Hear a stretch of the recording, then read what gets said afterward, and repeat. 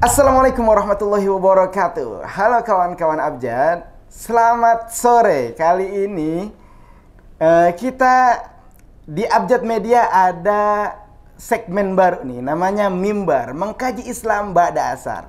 Dan hari ini kami sudah ditemani oleh guru kita bersama. Mungkin teman-teman semuanya sudah kenal karena beliau udah nggak asing lagi ya di benak kita semuanya. Al-Mukarram Dr. Mukhlis Hanafi MA. Assalamualaikum guru. Waalaikumsalam warahmatullahi wabarakatuh. Gimana kabarnya guru, sehat? Alhamdulillah sehat. Alhamdulillah. Nah, pada sore hari ini kita akan mengkaji isu yang sedang hangat diperbincangkan ya. Bukan hanya di Indonesia tetapi di seluruh dunia, yaitu tentang kejadian di Perancis ya. Di mana Presiden Perancis Emmanuel Macron ya mendukung memperbanyak ya karikatur Nabi Muhammad SAW. Nah, ini timbul kecaman-kecaman dari negara-negara ya, wabil khusus di Arab tuh pada boikot ya guru ya. Iya. Nah, di Indonesia juga kemarin ada demo dan sebagainya. Nah, guru, yang ingin kami tanyakan sebenarnya ada apa sih guru gitu di Prancis itu guru? Ya, bismillahirrahmanirrahim. Alhamdulillah, salatu wassalamu ala rasulillah wa ala alihi wa ashabihi wa man walah wa ba'd. Ya, betul ya, bahwa akhir-akhir ini memang dunia Islam itu sedang gaduh ya. Bahkan bukan hanya dunia Islam ya, tapi dunia secara keseluruhan sedang gaduh, dipicu oleh sikap dan pernyataan dari Presiden Emmanuel Macron ya, Presiden Prancis, ketika merespon penerbitan karikatur Nabi Muhammad SAW oleh majalah Charlie Hebdo. Ini sebenarnya bukan yang pertama ya. Jadi kalau kita melihat sejarahnya ini sebenarnya hanya pengulangan dari peristiwa yang hampir serupa yang saya kira sering terjadi dalam 15 tahun terakhir ini ya. Kita ingat dulu tahun 2005 itu salah satu surat kabar harian di Denmark ya, Jyllands-Posten itu menerbitkan 12 gambar kartun Nabi Muhammad SAW yang lalu kemudian menimbulkan kegaduhan, kehebohan ya di dunia. Lalu kemudian semakin ricuh lagi karena beberapa majalah di negara-negara Eropa itu memuat ulang kartun-kartun tersebut, termasuk oleh Charlie Hebdo itu tahun 2006 dan seterusnya, selalu terulang gitu ya. Dan terakhir ini yang pada awal Oktober yang lalu ya, kita lihat bagaimana Emmanuel Macron itu membela penerbitan kartun yang bagi umat Islam, penghuni 1,5 bahkan hampir 1,9 miliar penduduk dunia yang merasa tersinggung akibat penerbitan itu, tetapi Emmanuel Macron malah memberikan dukungannya. Dan kemudian kita tahu ya bagaimana salah seorang guru SMP di Prancis di pinggiran kota Paris itu menunjukkan gambar itu kepada murid-muridnya, guru sejarah itu. Ini lagi memicu kemarahan yang kemudian kita tahu peristiwanya, dibunuh ya ketika perjalanan pulang ke rumahnya. Lalu kemudian Presiden Prancis pun kembali menegaskan pembelaannya, bahkan menyinggung-nyinggung atau menyindir Islam sekarang ini adalah agama yang sedang mengalami krisis di seluruh dunia. Lalu ada statementnya yang difahami oleh banyak orang itu sebagai mengaitkan antara Islam dengan terorisme. Makanya bagus sekali itu misalnya pernyataan Presiden Jokowi yang mengatakan terorisme. Tidak ada hubungannya dengan agama apapun, apalagi Islam ya, yang kita kenal sebagai agama rahmatan lil alamin ya. Itulah pemicunya ya. Jadi penerbitan gambar karikatur Nabi Muhammad, kita tahu Nabi Muhammad kan orang atau sosok yang sangat kita hormati ya. Kemudian digambarkan sedemikian rupa, siapa yang tidak marah begitu ya. Jadi saya kira kemarahan itu sangat bisa difahami ya, sangat wajar ya. Dan ini mungkin akan kembali terulang ya. Saya kira disinilah ujian bagi kita semua bagaimana menyikapi itu semua. Nah, guru berbicara terkait penghinaan-penghinaan kepada baginda Nabi besar Muhammad.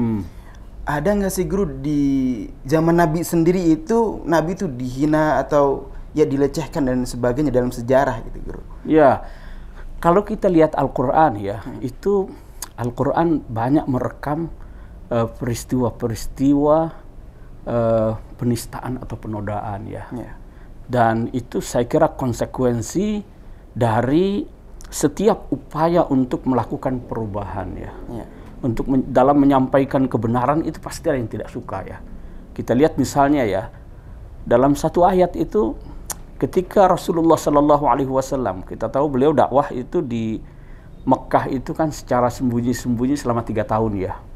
Kemudian pada tahun keempat itu turun ayat fasda bima tu'mar wa a'rid 'anil musyrikin. Ini kan ayat yang memerintahkan Nabi untuk berdakwah secara terang-terangan kan ya, secara terbuka. Tapi Allah menyatakan di situ, inna kafainakal mustahzi'in. Kamilah yang akan sungguh kami telah memelihara kamu dari orang-orang yang akan mengolok-olok kamu. Ini artinya apa? Artinya ketika Rasulullah itu diperintahkan untuk berdakwah secara terang-terangan, Al-Quran sudah mengingatkan, pasti akan banyak yang mengolok-olok. Dan itu betul. Kita lihat bagaimana misalnya mereka mengatakan, oh sahir, penyihir, majnun, orang gila. Dikatakan lagi penyair, bahkan rajulan mashura, Nabi itu orang yang kena sihir, dan macam-macam tuduhan itu.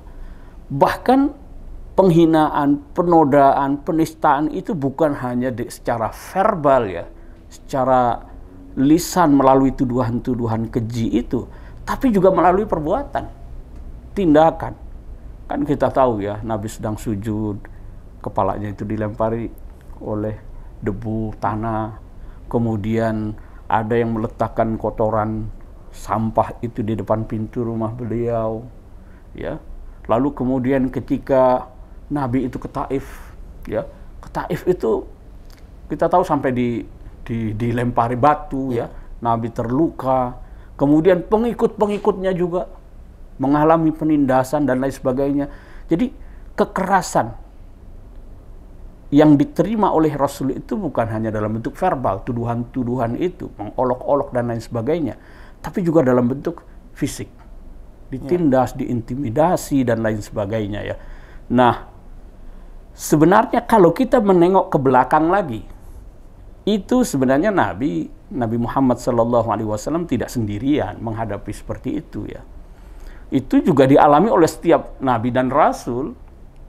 Itu dalam beberapa ayat, walaqad kuzzibat rusulun min qablika.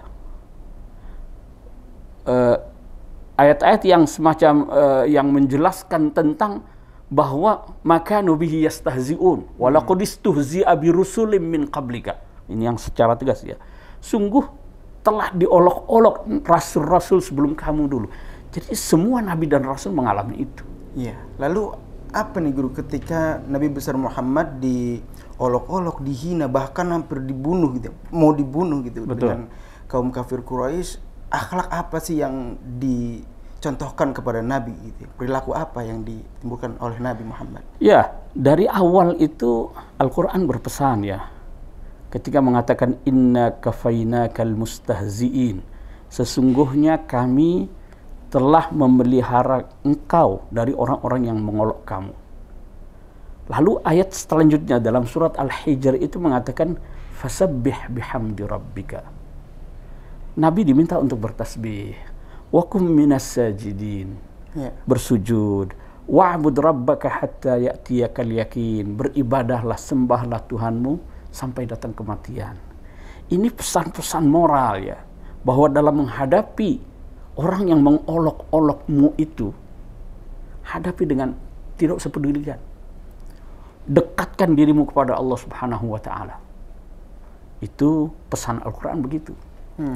Kemudian di ayat lain itu ada yang lebih tegas lagi ya, yang mengatakan begini, latublawunna fi amwalikum wa anfusikum, sungguh kamu semua akan diuji harta dan jiwamu. wala tasma'unna minal ladzina utul kitaba min qablikum wa minal ladzina asyraku adan katsira. Dan kamu akan terus mendengar dari mereka itu sesuatu yang menyakitkan. Lalu apa ayat itu ditutup? Wa in tasbiru wa tattaqu fa inna dzalika min azmil umur. Sabar dengan bertakwa itulah solusi yang terbaik. Itu petunjuk-petunjuk Al-Qur'an dan Rasulullah melakukan itu. Luar biasa. Jadi dia tidak pedulikan. Terus jalan. Ya. Bahkan Nabi mengatakan tidak balik menuduh. Ya. Tidak balik membalas. Karena dalam Al-Quran juga sering ada pesan-pesan idfa' billati hiya ahsan. Keburukan itu justru harus dia dibalas dengan kebaikan. Rasul juga diperintahkan fa'fu anhum wasfah wa qul salam. Jadi maafkan, berlapang dadalah kamu. Kemudian ya pemaaf, toleran dan seterusnya. Itu petunjuk-petunjuk yang banyak sekali yang kemudian Nabi terapkan. Oleh karena itu ketika Nabi disakiti, dilempari batu, Nabi tidak membalas. Malah justru Nabi mendoakan, Allahumma hdi qaumi fa innahum la ya'lamun. Ya Allah, berilah petunjuk kepada mereka itu.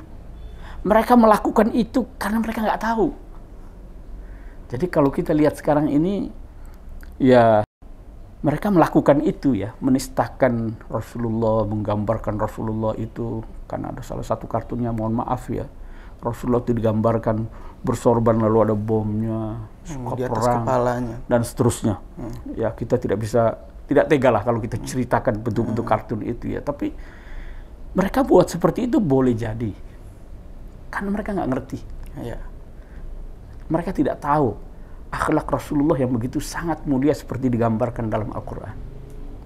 Dan ini besar kemungkinan mereka tidak tahu. Mengapa? Karena orang-orang di Eropa, di Barat itu tahu Islam dari mana? Mereka tahu itu dari tulisan-tulisan para orientalis, sarjana-sarjana Barat. Nah, orientalisme itu kan tidak bisa dipasahkan dari kolonialisme, sekularisme, kristenisasi, ya. Tidak bisa dipisahkan dari sekularisasi dan kristenisasi. Oleh karena itu gambarannya banyak yang negatif. Nah, itulah gambaran Islam yang mereka peroleh dari orientalis dulu itu. Selama ya ratusan tahun, orientalisme itu kan sudah ratusan tahun ya. Itulah yang diturunkan kepada generasi sekarang, gambaran tentang Islam, tentang Muhammad, tentang Al-Quran ya. Kemudian yang kedua, ditambah pandangan mereka yang negatif itu seakan mendapat pembenaran dari apa? Dari perilaku sebagian kecil umat Islam yang melakukan aksi-aksi kekerasan atas nama Islam. Oh, benar ini kalau begitu. Jadi bisa jadi karena ketidaktahuan. Nah, maka tugas kita itu gimana? Ya, kalau mereka tidak tahu ya kita beritahu. Ini loh akhlak Rasulullah. Gitu. Bagaimana ketika beliau itu disakiti, dihina, tidak membalas, tapi justru mendoakan, ya. Tidak ada dendam sedikit pun, ya. Orang yang membunuh paman yang sangat dikasihinya, Hamzah bin Abdul Muttalib, itu kan meninggal, wafat sebagai syahid dalam keadaan yang sangat mengenaskan. Ditikam sampai 70 tikaman. Ya, oleh seorang yang bernama Wahsy. Walaupun belakangan Wahsy itu masuk Islam. Dan betapa malunya dia menghadapi Rasulullah itu, gak enak hati. Tapi Rasul membesarkan hatinya, nggak ada usah khawatir kamu. Dibesarkan hatinya, dan nggak ada sedikit pun rasa dendam. Luar biasa. Gitu. Nah, kita sebagai umatnya mestinya ngikutin lah. Tapi perlu langkah-langkah yang lebih strategis lagi. Begitu.